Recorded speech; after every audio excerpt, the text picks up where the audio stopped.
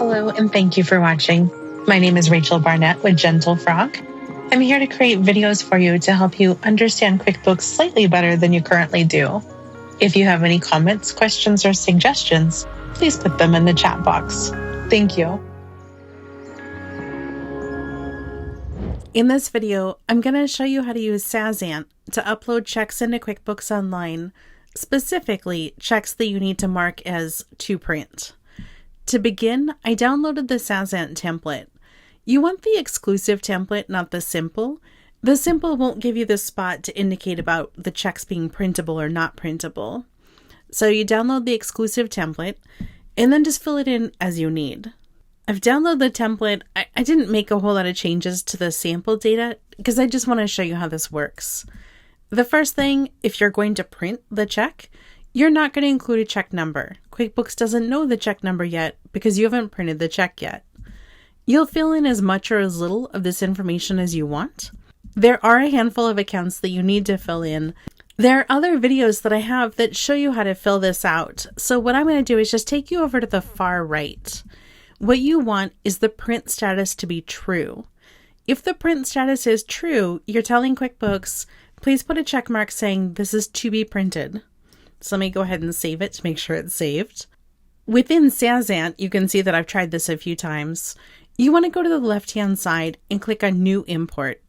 Identify what you're importing, in this case, checks. You're going to browse for your file.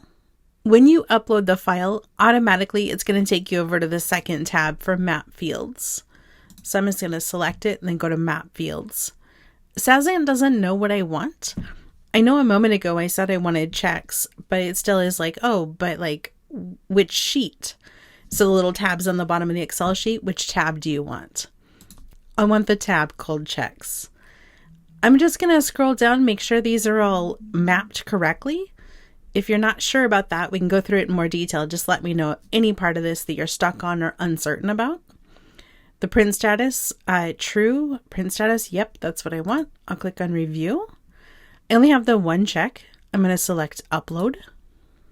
Good news for us. It says Success 1, Error 0, number of purchases created is 1. I can click on Show Results. There's not much to see here. What I want to do is take you over to QuickBooks and show you what it looks like in QuickBooks. As much fun as it would be to kind of poke around and try to find it, I know that if I click on the magnifying glass in the upper right-hand corner, I'll get to my recent transactions. That includes the check dated for 8/1. Let me go ahead and click on that check for Ellis Equipment. And then I can see that it's got the print later and to print. If you're not really sure why that's awesome if you got this far in the video, it's awesome because if you have a bunch of checks you need to print, you can queue them up as to print. Then in the upper left-hand corner, you can click on Plus New. Under the column for vendors, you can go to Print Checks. And you can tell QuickBooks, hey, remember those checks? We need to print them on check paper now.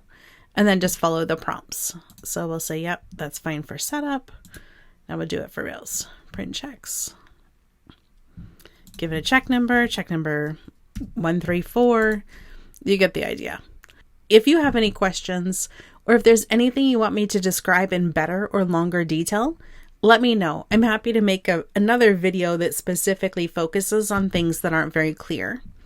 All right, thanks and have a great day.